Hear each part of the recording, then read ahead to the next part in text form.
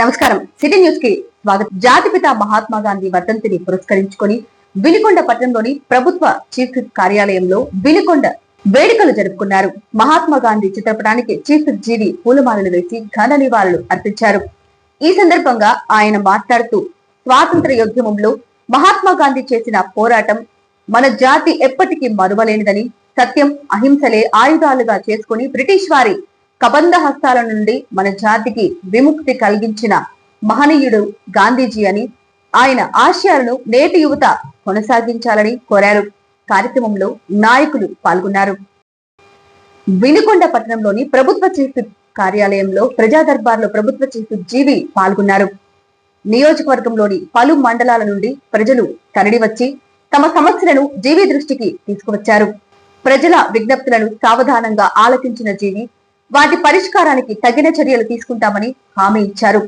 ప్రజల సమస్యల పరిష్కారానికి నిరంతరం కృషి చేస్తామని, ప్రతి ఒక్కరి సంక్షేమమే ప్రభుత్వ ధ్యేయమని ఆయన ఈ సందర్భంగా పేర్కొన్నారు. ప్రజా దర్బార్ ద్వారా ప్రజలకు మరింత చేరువయ్యే అవకాశం లభిస్తుందని, వారి సమస్యలను నేరుగా తెలుసుకోవటం వల్ల సత్వర పరిష్కారం సాధ్యమవుతుందని ఆయన అన్నారు.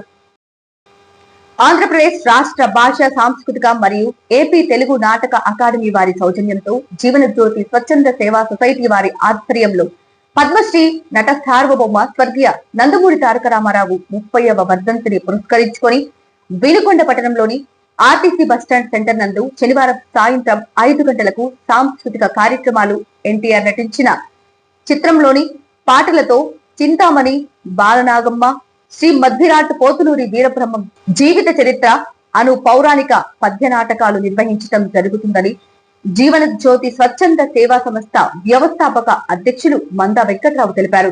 ఈ కార్యక్రమానికి ముఖ్య అతిథులుగా స్థానిక శాసనసభ్యులు ప్రభుత్వ చీఫ్ జీవి ఆంజనేయులు మరియు GDCC bank chairman Makkena Mallikarjunarao, విశిష్ట అతిథిగా నాటక అకాడమీ ఏపీ చైర్మన్ గుమ్మడి గోపాలకృష్ణ, భాషా సాంస్కృతిక శాఖ డైరెక్టర్ ఆర్ మల్లికార్జునరావు, ప్రత్యేక ఆహ్వానితులుగా జబర్దస్త్ అప్పారావు విచ్చేస్తున్నారు. ఈ కార్యక్రమానికి వేలాదిగా ప్రజలు పాల్గొని పౌరాణిక పద్య నాటకాలను తిలకించి జయప్రదం చేయవలసిందిగా వారు కోరారు. అందరికీ నమస్కారం. నా పేరు మందా వెంకట్రావు. నేను జీవన జ్యోతి స్వచ్ఛంద సేవా సొసైటీ వ్యవస్థాపక అధ్యక్షుడిగా పనిచేస్తున్నాను. వినుకొండ నియోజకవర్గంలో ఉన్నటువంటి 5 మండలాల్లోనూ అదేవిధంగా 188 గ్రామాల్లో ఉన్నటువంటి ప్రజానికానికి ముందుగా మరి మీ అందరికీ కూడా ఒక చక్కని వార్తను చెప్పడానికి నేను ఈ మీడియా ముందుకు రావడం జరుగుతూ ఉంది. ఇంతగా మరి నందమూరి తారక రామారావు గారి 30వ వర్ధంతిని పురస్కరించుకొని ఈ నెలంతా మరి ఆయన వర్ధంతి వేడుకలు జరుగుతూ ఉన్నాయి రాష్ట్ర వ్యాప్తంగా. అందులో భాగంగా మన వినుకొండ నియోజకవర్గంలో ఆర్టీసీ డిపో సెంటర్ లో రేపు అనగా 31/1/26 శనివారం సాయంత్రం 5 గంటల నుంచి ఆర్టీసీ డిపో సెంటర్ లో మా కల్చరల్ యాక్టివిటీస్ జరుగుతూ ఉన్నాయి. సాంస్కృతిక కార్యక్రమాలు, అదేవిధంగా ఎన్టీ రామారావు గారు నటించినటువంటి చిత్రాల్లోని పాటలు, ఆయన నటించినటువంటి పౌరాణిక జానపద కార్యక్రమాల్లో ఉన్నటువంటి పద్యాల కార్యక్రమాలు నిర్వహిస్తూ ఉన్నాం. అదేవిధంగా ఈ కార్యక్రమాలకి ముఖ్య అతిథులుగా మన గౌరవనీయులు వినుకొండ శాసనసభ్యులు, ఆంధ్రప్రదేశ్ రాష్ట్ర మరి చీఫ్ విప్ గారు ముఖ్య అతిథిగా విచ్చేయుచున్నారు. ఇంకా మరి విశిష్ట అతిథిగా ఆంధ్రప్రదేశ్ తెలుగు నాటక అకాడమీ చైర్మన్ గారు శ్రీ గుమ్మడి గోపాలకృష్ణ గారు మరి వారు వస్తున్నారు. అదేవిధంగా మరి ఈ కార్యక్రమానికి ముఖ్య అతిథులుగా విశిష్ట అతిథులుగా జీడీసీసీ బ్యాంక్ చైర్మన్ గారు మన ప్రియ మరి గౌరవనీయులు మరి శ్రీ మక్కెన మల్లికార్జునరావు గారు విచ్చేస్తూ ఉన్నారు. అదేవిధంగా ఈ కార్యక్రమానికి మరి ఆర్ మల్లికార్జునరావు గారు తెలుగు భాషా సాంస్కృతిక శాఖ సిఇఓ గారు వారు ఈ కార్యక్రమానికి ఇస్తున్నారు. ముఖ్యంగా ఈ కార్యక్రమంలో మరి పౌరాణిక నాటక పద్య కార్యక్రమాలు జరుగుతూ ఉన్నాయి. ఎందుకంటే మన భారతదేశంలో ఉన్నటువంటి ప్రతి రాష్ట్రంలో కూడా మరి స్వతంత్రానికి ముందు మరి కళాకారులు, కళలు, జానపద నృత్య కళలు, మరి పౌరాణిక పద్య కళలు ఇవన్నీ కూడా మరి చైతన్యాన్ని కలిగించడానికి ఎంతో దోహదపడ్డాయి.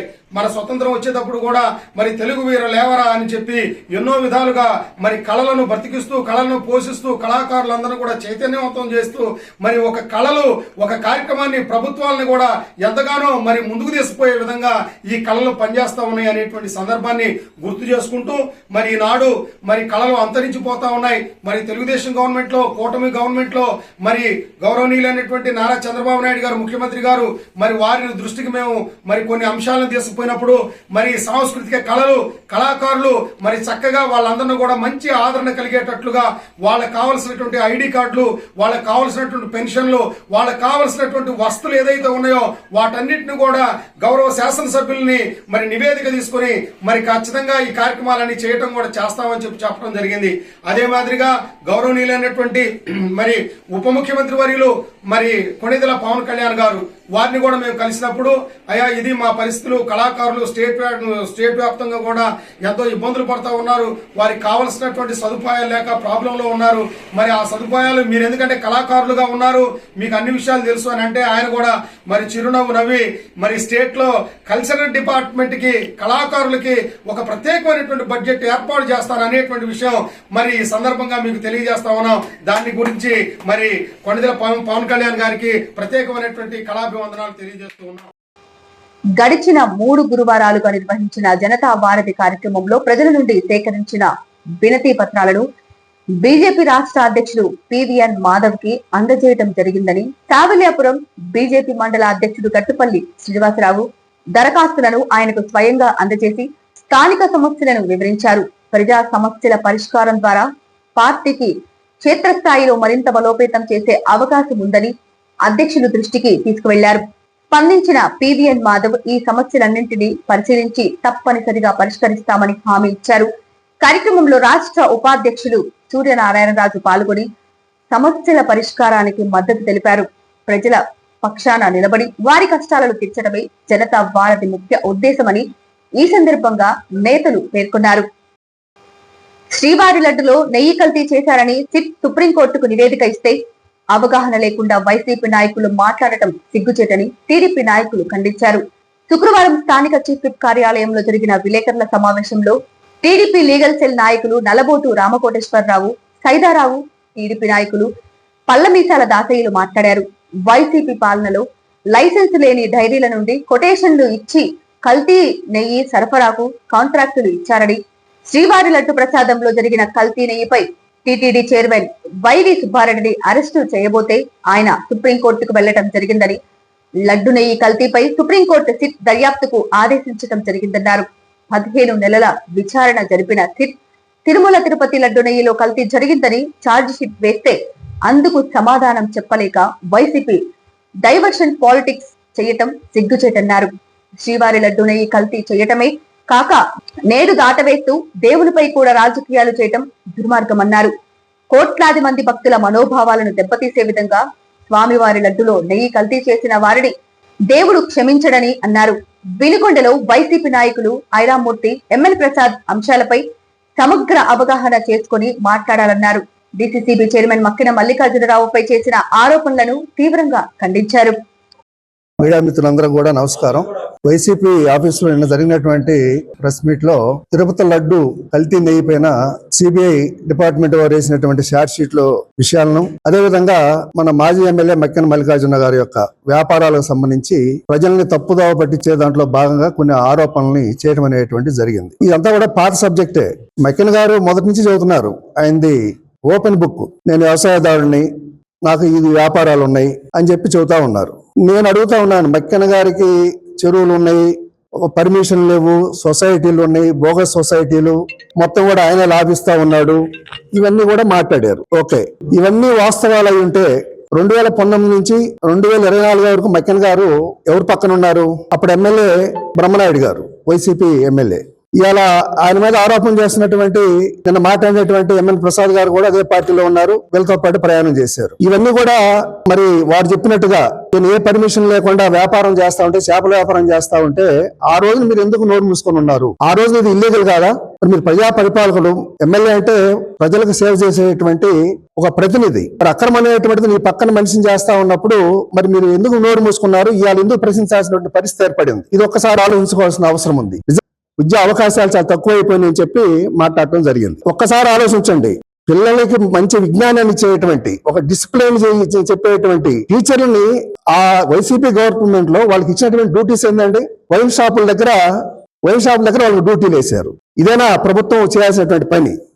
ఒక పక్క టీచర్ గాని తల్లిదండ్రులు గాని పిల్లలకి చెప్పేటువంటి డిసిప్లిన్ వ్యవహారాల్లో మద్యం తాగకూడదు, సిగరెట్ తాగకూడదు, చెడుచులు తిరగకూడదు, ఇలాంటివన్నీ కూడా బోధిస్తారు, పార్ట్ ఆఫ్ టీచింగ్. మరి అలాంటి టీచర్ వ్యవస్థను తీసుకెళ్లి మద్యం దుకాణాల్లో వారికి డ్యూటీస్ వేయటం అంటే అంతకంటే సిగ్గుసేటటువంటి విషయం ఏముంది?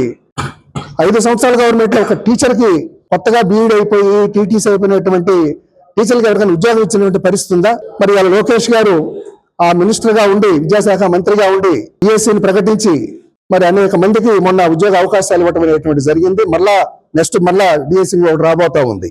కేవలం ఏదో విషయం కోసం ఈ విధంగా మాట్లాడటం అనేటువంటిది కరెక్ట్ కాదు. వేదిక మీద ఉన్నటువంటి తెలుగుదేశం నాయకులకి అందరికీ పేరు పేరున ధన్యవాదాలు తెలియజేసుకుంటూ, భారతదేశం అనేది వివిధ మతాలతోటి విభిన్న సంస్కృతులతోటి సెక్యులరిజంగా ఉన్నటువంటి ఇది భారతదేశం. అట్లానే వెంకటేశ్వర స్వామి, తిరుపతి వెంకటేశ్వర స్వామి అంటే ఒక భారతదేశమే కాదు, దేశ విదేశాల నుంచి కూడా ఆయన ఆశీస్సుల కోసం, ప్రపంచం మొత్తం కూడా ఆయన ఆశీస్సుల కోసం వచ్చేటటువంటిది ప్రతి ఒక్కళ్ళకి తెలిసినటువంటి విషయమే. అలాంటి పవిత్రమైనటువంటి తిరుపతిలో కల్తీ జరిగింది అని నేను చెప్పేశానని అది తెలుగుదేశం గవర్నమెంట్ ఆరోపించింది కాదు. ఎప్పుడైతే డైరీలు సప్లై చేసేటటువంటి పరిస్థితి కూడా లేకుండా ఒక లైసెన్స్ లేనటువంటి డైరీలలో నుంచి కొటేషన్లు ఇచ్చేసి అంతకుముందు టీడీటీలో ఉన్నటువంటి నిబంధనల్ని తుంగలో దొక్కి ప్రత్యేకమైన లబ్ధి కోసం ఒక కల్తీ నెయ్యికి కాంట్రాక్ట్లు ఇస్తే అది దర్యాప్తు చేస్తున్నటువంటి క్రమంలో మీరు ఎవరైతే ఇప్పుడు సుబ్బారెడ్డి గారు అప్పుడు టీడీటీ చైర్మన్ గా ఉన్నారో ఆయన నన్ను అరెస్ట్ చేస్తున్నారు, ఇది నా మీద కుట్ర అని చెప్పేసని ఆయన పిఏ సుప్రీంకోర్టుకి వెళ్తే సుప్రీంకోర్టు వారు సిట్టును ఏర్పాటు చేశారు, ఒక కమిటీని. ఆ కమిటీ సుదీర్ఘమైనటువంటి విచారణ చేసి దానికి బాధ్యులు ఎవరు, అప్పుడున్నటువంటి టీడీటీ చైర్మన్లుగా చేసినటువంటి సుబ్బారెడ్డి గారు కానీ కరుణాకర్ రెడ్డి గారు కానీ వాళ్ళ టైంలో అవినీతి ఆరోపణలు జరిగినాయి అని నేను చెప్పేసని సిట్టు తేల్చింది. అది తెలుగుదేశం ప్రభుత్వం కాదు తేల్చింది. సిట్టు దర్యాప్తులో అప్పుడున్నటువంటి పాలక వర్గం వాళ్ళని దీనికి బాధ్యులు అని నేను చెప్పేసి ఛార్జ్ షీట్ ఫైల్ చేస్తే దాన్ని కోర్టులో సమాధానం చెప్పుకోలేక ఇవాళ కల్తీ జరిగింది, ఫ్లెక్సీలు వేశారు అని నేను చెప్పేసి మాట్లాడుతున్నారంటే దానికి మీరు చేసిన మీ టైంలో చేసినటువంటి అవినీతి గురించి సమాధానం చెప్పకుండా ఇవాళ డైవర్షన్ పాలిటిక్స్ తోటి ఫ్లెక్సీలు వేశారని చెప్పేసానని ప్రెస్ మీట్లు పెడుతున్నారంటే ఫ్లెక్సీలు ఎవరు వేస్తారు? వెంకటేశ్వర స్వామికి ప్రపంచం అంతా భక్తులే, ఒక ప్రత్యేకంగా హిందువులు కాదు, అన్ని మతాల వాళ్ళు.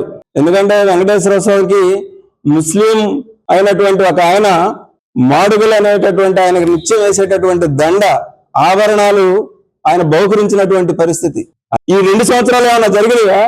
అంటే ఆ విధంగా చేయలేదు అని అంటే అదేదో మీరు 5 సంవత్సరాలు మీరు ఏదో సాధించిన ఘనతకు కాదు.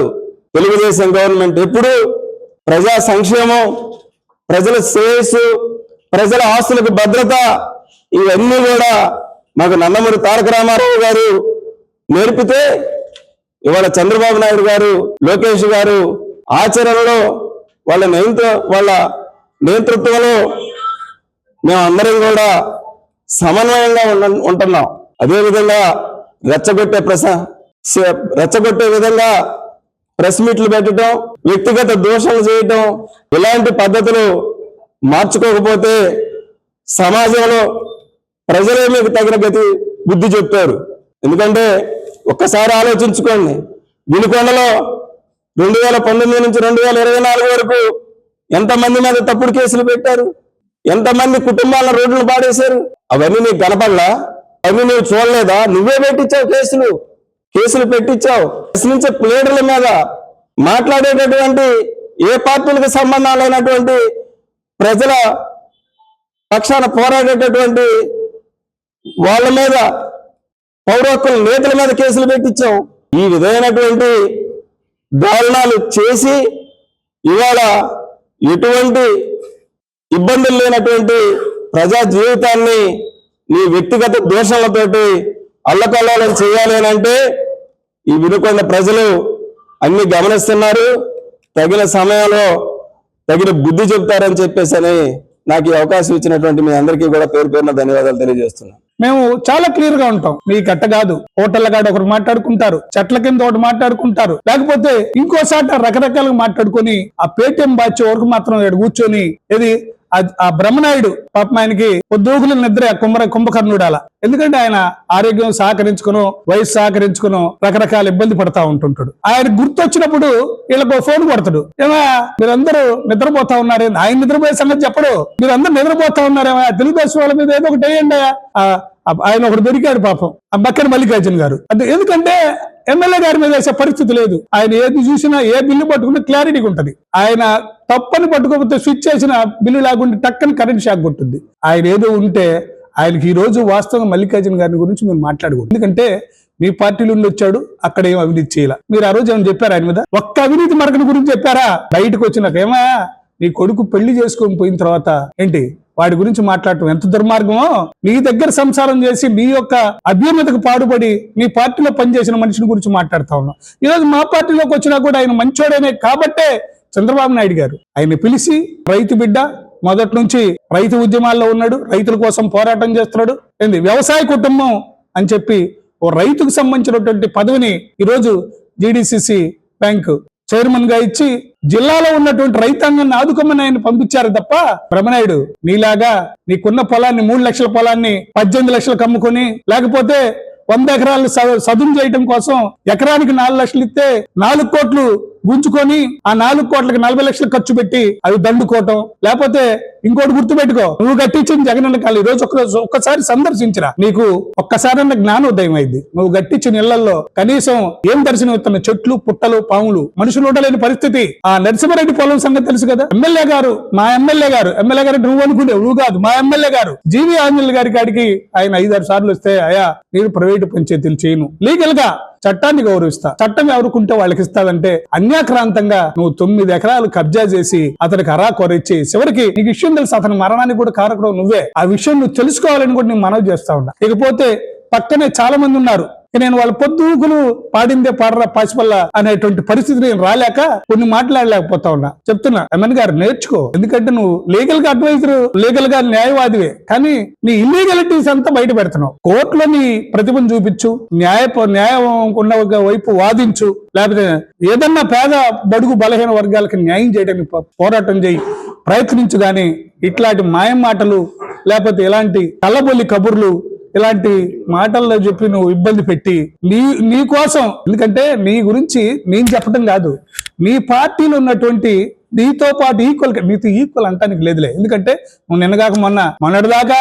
తెలుగుదేశం పార్టీని పూర్తి స్థాయిలో అమ్ముకున్నావు. ఎన్టీ రామారావు వర్ధంతులు, జయంతులు, చందాలు, అర్థం కాల పదవులు, డబ్బులు ఏం చేయలేదు ఎక్కడ, నువ్వు ఒకసారి చెప్పు. కాకపోతే మీరు అనొచ్చు ఆ రోజు మీరు ఏమయ్యారంటే, ఏమండి మేక వన్నే నువ్వు పులివి, పైకే మేకలాగా అరుస్తావు, మనిషి దగ్గరికి వస్తే నువ్వు విచిత్రమైనటువంటి విన్యాసాలతో వాళ్ళని ఇబ్బంది పెడతావు. ఇవన్నీ గుర్తు పెట్టుకోవాలి. మాట్లాడే ముందు ఎవరి గురించి మాట్లాడతామో, ఎందుకు మాట్లాడుతున్నామా, మన దగ్గర తప్పులున్నాయా లేవా, అసలు ప్రధానమైన కారణం అయితే ఇదే. ఎందుకంటే మీకు రాష్ట్రంలో ఎక్కడ కూడా ప్రజలు మాకు ఇబ్బంది జరుగుతున్నటువంటి పరిస్థితి ఎవరు చెప్పడంలా. ఎందుకంటే సవ్యం ఉంది, సూపర్ 6 ఈ రోజు బ్రహ్మాండంగా ఆడవాళ్ళు ఎంతమంది అవుతున్నారు, లక్షల మంది, కోట్ల మంది ప్రజలు రూపాయి ఖర్చు లేకుండా అమ్మగారింటికి, అత్తగారింటికి, బిడ్డల కాడికి, పనులకు పోయి హ్యాపీగా బ్రతుక్కుని వస్తున్నారు. మీ ప్రభుత్వం ఏమైనా ప్రజలకు ఒక సంక్షేమ పదం చెప్పి నిన్న ఒక ఆయన చెబుతున్నాడు, అమ్మఒడి అని. ఏంటి అమ్మఒడి? 6 పిల్లలకు ఉంటే అదే ఆ శకుని పాత్ర ఉంది చూసా, వాళ్ళు 100 అన్నల తమ్ములు అయితే వాళ్ళని చంపాలని దుర్యోధనుడు వాళ్ళకి